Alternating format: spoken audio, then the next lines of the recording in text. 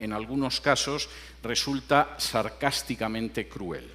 Por ejemplo, la expresión salud sexual y reproductiva evidentemente suena bien. Todos quisiéramos que la gente tuviera una vida saludable desde una perspectiva sexual y reproductiva. El problema es que es apenas una hoja de parra para cubrir el aborto.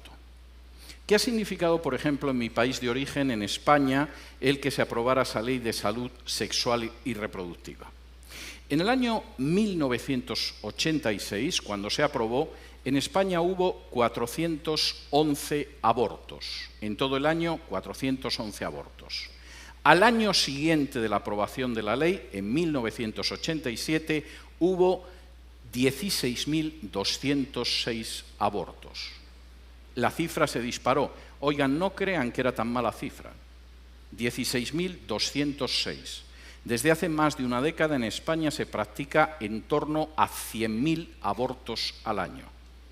Algunos años llegamos a 106.000, otros años nos quedamos en 97.000, pero de término medio tenemos 100.000 abortos al año. ¿Salud sexual y reproductiva? ¿No será la del millón de vidas que se han exterminado en España desde la aprobación de la Ley de Salud Sexual y Reproductiva? Y, por supuesto, ese millón de muertos no va a recibir en absoluto voz en ningún sitio. Son una consecuencia directa de la ideología de género. No crean, en algunos países la cifra es peor. En Estados Unidos, desde la legalización del aborto, el número de fetos que han encontrado la muerte supera en 10 veces el Holocausto judío durante la Segunda Guerra Mundial. El número de negros exterminados mediante el aborto en Estados Unidos supera también el número de millones de judíos exterminados durante el nazismo. A esto se le llama salud sexual y reproductiva. Segundo, la ideología de género no solamente avanza a través de la manipulación grosera del lenguaje y de los medios de comunicación, sino también a través del sistema educativo. Ignoro si la gente que impulsa la ideología de género acudió a algún colegio jesuita y aprendió esa máxima de la Compañía de Jesús, de que si me dais a un niño los 7 primeros años de su vida siempre va a estar en mis manos. Pero sea así o no, evidentemente la ideología de género empieza desde la infancia más temprana. En España, desde el año 2006, está en vigor una asignatura que recibe el nombre de Educación para la Ciudadanía, una nueva manipulación del lenguaje. A todos nos gustaría que educaran como buenos ciudadanos a nuestros hijos. Nos gustaría que conocieran la Constitución, los pactos universales de derechos humanos, la Declaración Universal de Derechos Humanos, la Carta de las Naciones Unidas, etcétera, etcétera, etcétera. La educación para la ciudadanía no tiene nada que ver con eso. Es un simple canal de adoctrinamiento para los niños en la ideología de género. De hecho, en el caso de España, desde los 2 años se enseña a los niños la ideología de género, desde el jardín de infancia. De manera que cuando un niño tiene como grandes problemas, por ejemplo, aprender a abrocharse los cordones de los zapatos o controlar los esfínteres, en las escuelas españolas se les enseña ya lo maravilloso que es, por ejemplo, el matrimonio homosexual. Y, por supuesto, en los libros de texto, desde la infancia, se les muestra que hay formas de vida sexual en la naturaleza que no son heterosexuales y que, por lo tanto, demuestran hasta qué punto el hecho de mantener relaciones que no son heterosexuales es totalmente natural. Los 2 ejemplos que se citan en los libros de texto españoles son interesantes y me van a permitir que me detenga en ellos. El primero es el caballito de mar. Bueno, cualquiera que vea un caballito de mar y a un señor es que no encuentra la diferencia. Yo a veces me he puesto a hablar con un caballito de mar pensando que era un vecino, de modo que yo puedo entender que efectivamente el caballito de mar sea un ejemplo de otra forma de sexualidad distinta.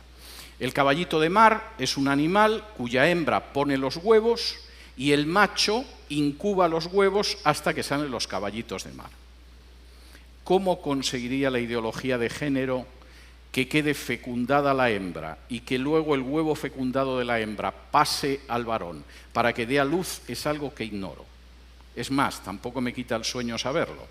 pero ustedes me dirán si realmente la biología y el comportamiento sexual de los seres humanos se puede basar en el caballito de mar.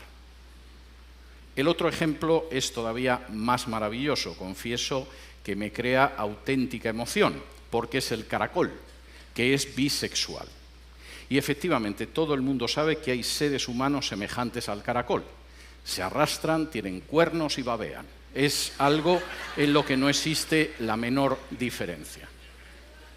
Esto aparece en los libros de texto de mi país.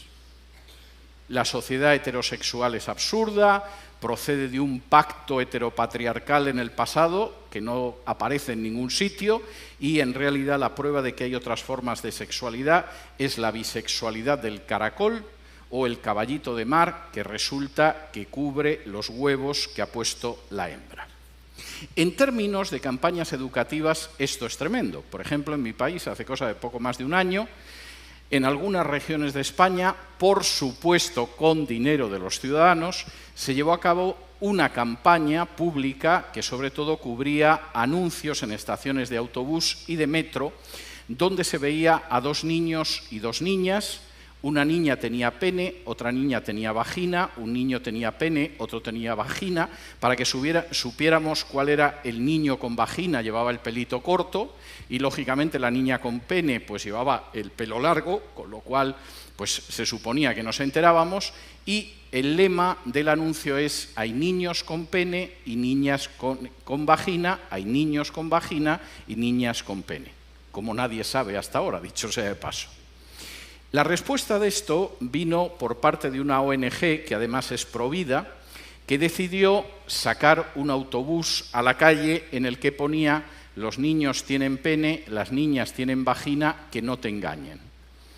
Que tenga que salir un autobús a la calle para decir que los niños tienen pene y las niñas tienen vagina, deja bastante de manifiesto hasta qué punto está enloqueciendo la sociedad de mi país de origen. Por supuesto, los defensores de la ideología de género cayeron sobre el pobre autobús. La alcaldesa de Madrid lo confiscó, iniciaron acciones penales contra la gente de esta organización, los acusaron de homófobos, a gente que estaba diciendo que los niños tienen pene y las niñas vagina. Eso es la ideología de género. En otras ocasiones, dentro del sistema educativo, se lleva a cabo iniciativas como la de la Universidad de Granada, en España, para buscar un calendario que no sea sexista, un calendario que efectivamente encarne las virtudes de la ideología de género. El calendario es magnífico, también pagado con dinero del contribuyente, porque los meses del año son enero, febrero, marzo, abril, mayo, junio, julio, agosto, septiembre, hasta llegar a diciembre. Esto, si lo pagara alguien de su bolsillo, y en fin, alguien que tiene este tipo de aficiones, como hay quien se dedica a otras cosas y, por ejemplo, piensa que la Tierra es plana, seguramente no sería tan grave. Esto se paga con dinero del contribuyente. Les voy a advertir algo más.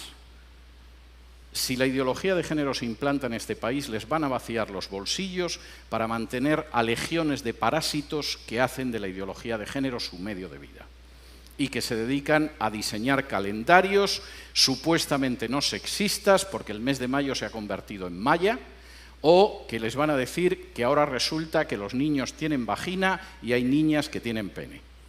Si mi abuela escuchara esto. No solamente la ideología de género avanza a través de la manipulación del lenguaje, a través de los medios de comunicación o a través de la educación, avanza mediante cambios legislativos. Los cambios legislativos